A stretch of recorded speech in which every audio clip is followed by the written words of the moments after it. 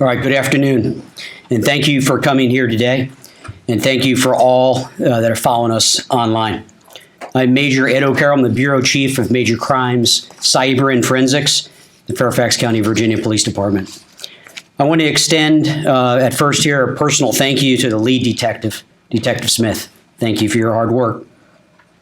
To our lead victim advocate, Specialist Kirk, thank you very much for your work in this case. Crime scene, our analysts, the digital detectives, cyber and forensics, thank you all. It takes a team, a very dedicated team. I also want to welcome and thank for being here today, First Lieutenant Aaron Weeks of my staff here in the Violent Crimes Division of Major Crimes. Recently promoted as her first work day as a First Lieutenant. Very special guest with us today is Mina, Hannah's sister. Thank you very much for being here today. She'll make some brief remarks to you all. I am standing before you today with a sad update regarding the Mina Choi homicide investigation that, as you know, and we know, we have been working nonstop since March 6th, 22 days ago. So on March 24th, just this past Thursday, a community member in the Charles County, Maryland area located a deceased individual in Piscataway Park. After a thorough forensic examination, I am confirming the remains found are that of Mina Choi. Very recently at this podium, I informed our community that our search and rescue team was out in Piscataway Park searching for Hannah. We utilized our search and rescue teams along with human remain detection canines from George Mason University and many partners. We combed through as much as we could of the 800-acre park. While we had not found Hannah, we remain committed to searching every inch of Piscataway Park. Our detectives last week had coordinated a search effort for this past Friday. I am confident that that search would have very likely led to a law enforcement searcher finding Hannah's remains. But we are thankful for her discovery, which brings a sense of closure in this case. But Hannah has not been the only person we've been searching for the past 3+ weeks. We are looking for Hannah's killer, Joel Marino, 27. Joel is Fairfax County's most wanted, and he is on the run. We will not stop until we find Marino. Joel, if you're listening to me, turn yourself in. Surrender on your terms at a time and place of your choosing, or be arrested on ours. You can tell your story, and you enjoy a presumption of innocence. And to our community, we need your help finding Hannah's killer. I am announcing a new incredible reward leading to the whereabouts and arrest of Marino. Thanks to the generous donations of Hannah's family, friends, and neighbors, our community, I am announcing a $40,000 reward. Anyone with any information that is shared with law enforcement about the whereabouts of Marino, where he may be living, staying, or likely hiding from law enforcement that leads to his capture is eligible to receive this reward. So if you have any information about his whereabouts, please call us immediately. You can call us directly at our Major Crimes Bureau at 703-246-7800, or through our partnership, our strong partnership with Fairfax County Crime Solvers at 1-866-411-TIPS. I can't stress this enough. My staff is determined to find Hannah's killer. We will not stop until we find him and bring him to justice. As I previously shared, there's 2 active arrest warrants out for him. And this search is not only in Fairfax County, but around the country. We need to bring him to justice for this crime. The late Hannah Choi, our victim, deserves him caught and brought to justice. I'm going to turn the podium over to First Lieutenant Erin Weeks, and she'll go over some additional details of this active investigation. Lieutenant? Thank you, Major. Good afternoon. I'm Lieutenant Erin Weeks of the Violent Crimes Division. As Major O'Carroll said, we are here today to provide an update on this incredibly sad case and to offer reward information that leads to the arrest of this killer. I would like to bring everyone up to speed on this tragic case and provide a bit of background. Hannah Choi was first reported missing on March 6th when her friends noticed that things were off. She had missed some appointments. Ms. Choi was last seen the day before at her home in the 5300 block of Jesmond Street in the Alexandria section of Fairfax County. Our officers searched the house, which appeared to be in order with the exception of some bedding that was missing from one of the bedrooms. Detectives soon learned that Ms. Choi spent the evening of March 5th with her live-in ex-boyfriend, Joel Mosso Marino. It was during that same evening we believe something happened between Ms. Choi and Marino, and Ms. Choi sustained a significant injury. We believe the 27-year-old Marino then removed Ms. Choi from her home and transported her body to Charles County, Maryland. The vehicle Marino was driving that night, Ms. Choi went missing, was found on March 7th in Washington, D.C. Detectives discovered evidence within that vehicle to suggest Ms. Choi was harmed prior to her disappearance. Warrants for second-degree murder and disposal of a body were obtained for Marino. That was based on additional interviews and the investigation as a whole. Our fugitive track and apprehension unit assumed the investigation and learned that Marino was supposed to fly out of Reagan National Airport on March 8th. He never showed up to that flight. We later learned that he fled the state, and at that point we contacted the United States Marshal Service. Our initial investigation led us to Piscataway Park in Maryland. As the Major said, we searched more than 800 acres of the park for Ms. Choi on March 11th and 14th. We now know that Hannah Choi's body was found by a passerby on March 24th. The Fairfax County Search and Rescue was slated to expand its search that same day to the area where Ms. Choi was found. The medical examiner's office and the Charles County Sheriff's Office were able to make a positive identification this past weekend. The result of the autopsy is pending further examination. We still have questions about the night of Hannah's murder and disappearance. We believe Marino has answers. We also believe Marino needs to answer for his heinous crime. I know if you know where Marino may be found, or if you have any clues that you can provide to our detectives, please call our tip line at 1-866-411-TIPS. It's 1-866-411-8477. You may also call us directly, as the Major said, at 703-246-7800. The family has put a significant cash reward for information that leads to Marino's arrest. The family deserves closure. This is a case where a violent offender needs to be held accountable. We need your help to do this. I want to thank the Choi family for taking a proactive approach in this case. I also want to offer my sincere condolences and pledge that we will continue to work this case for closure for your family. Now I would like to introduce Mina Choi, Hannah's sister. Out of respect for privacy of the family, Mina will not be answering questions at the conclusion of her statement.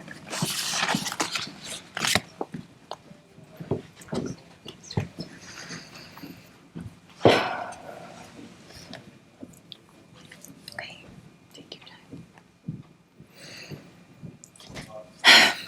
Sorry.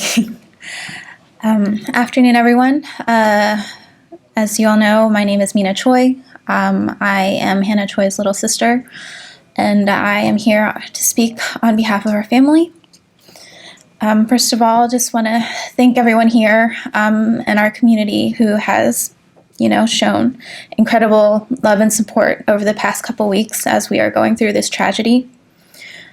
We are also incredibly thankful to the police department and everyone who's been involved in trying to help solve the case of my sister's disappearance. It doesn't bring her back, but we are very relieved to have at least found her finally, so the family can get a little bit of semblance of closure. I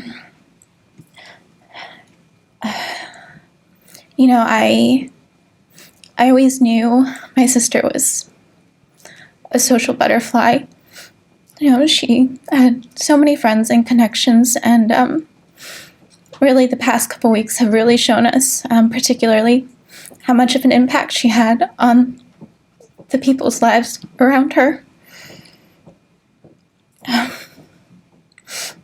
We will always remember her as someone who is brave, strong, independent, and someone who dedicated her life to helping others.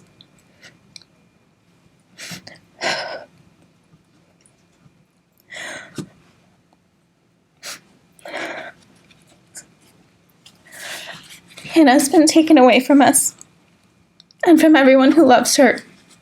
Present tense, we all still love her. Cannot begin to describe how much we're all going to miss her. But as the major said, there's still work to be done. Her alleged killer is still out there. And we just ask, that anyone who has any information on his friends, acquaintances, whereabouts, potential hiding places, we ask that you please come forward and please help us bring justice for my sister. Thank you.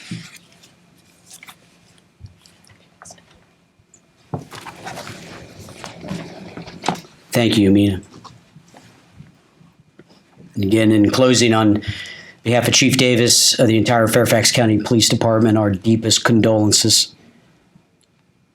Your words are empowering to us in law enforcement.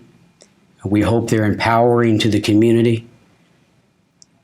Marino needs to be caught, and that $40,000 reward, if it's an incentive, let it be an incentive, so we can bring final closure and get Hannah's killer off the street. And with that, Lieutenant Weeks and I will take any questions that you may have. Major, can you touch again on his known whereabouts since then? I know previously maybe spotted near the Atlanta area, the airport, the flight that he didn't catch. Any updates to that? Yeah, so in reference to the flight he was supposed to be on, that was a pre-purchased ticket prior to the murder. And we were waiting at the airport. We were waiting on the aircraft on the tarmac. He never boarded that plane. That seat flew unoccupied to California. What we do know, and I've shared it previously, he did flee and was seen down in the Atlanta area. We've got him on video surveillance, so we're tracking him. Where he went from there. We hope somebody knows something, and will give us some additional clues. We're working hard, but we really need a break in the case, and that's an anonymous call. Someone that wants to be known, anyone that has a little bit of information to give us a little bit more data. But our last sighting is in Georgia. Do you believe that he's still in the country? So I've been asked that dozens of times since we got these arrest warrants, and my answer is always the same. He could be anywhere. He could be in Fairfax County, back in Fairfax. We know where he did go, but he could have returned to the state of Virginia. He could have left the country. All options are on the table, and that's why our net is far-reaching. But the law can bring him back even if he's fled. So we're doing a nationwide APB. Since Piscataway Park, any additional cell phone pings? So we did, as Lieutenant went into a little bit more detail, Hannah was found on Thursday We had planned a very massive, a third massive search to more area of Piscataway Park with a little bit more finite data, which I think would have probably put a police officer where that community resident was that particular day. So we are looking at that. So we know where he was that night, right? I mentioned previously we know they went out to dinner. We have verification of that. We knew he went to Piscataway Park. And you know what? And these aren't hunches. We're not guessing. We thought she was there, and sure enough, she was. So we're going to look more at Marino's footprint to find out maybe where he fled to. He's somewhere, and somebody knows where he's at. You can hide, but you can't hide for long. Can you provide any more information on the evidence that suggests he is the suspect? Yeah, so what I did say is that we had an abundance of evidence, and our detective team from our crime scene section, our forensics, looked at it. We did analysis on it, and there was an abundance of probable cause that existed then, and even more exists now. And what we do in law enforcement is once we reach probable cause, an arrest warrant or arrest warrants were obtained. It was an abundance of probable cause. But Marino has a story to tell. That's why, I attempted to speak to him today. If he was watching or listening, come tell your side of the story. We have a very, very clear picture of very likely what happened that we can present in court. He'll enjoy a presumption of innocence, but tell us your side of the story. Does he have family locally? Have you guys been able to speak to them? So we've talked to a lot of people that knew him. The one person we didn't get a chance to interview was Hannah, right? So that's what's heartbreaking about this case. He was in Hannah's life for a period of time and amongst friends and family. So we've talked to a lot of people. After the night he killed her, he fled. But the way law enforcement works and the way our community comes together on a tragedy like this is we solve cases, and we solve it with the community's help. That's why we need that tipster. If you don't want to give up your identity, you can remain anonymous. Call us. Can you confirm, and forgive me if you said this, if he is an immigrant, and if so, which country he's from? Yes, I don't know his immigration status, but what I do know, he was living here in Fairfax County. He was actually living at the same residence. We talked about the relationship that they were in, kind of on again, off again, that kind of relationship. So he was a resident of that home until that night, and he decided to kill Hannah, dispose of her body in the state of Maryland, and then flee like a coward. Has he lived in California previously? Is that possibly why he was headed there? Yeah, so we do know there's some associates in California, and you're right. Just like I said, he had a pre-planned trip there, and he was likely going to take up residence there. So we're combing that area very extensively, because that's a place he had determined to go prior to committing this murder. So we're actively looking in the southern part of California.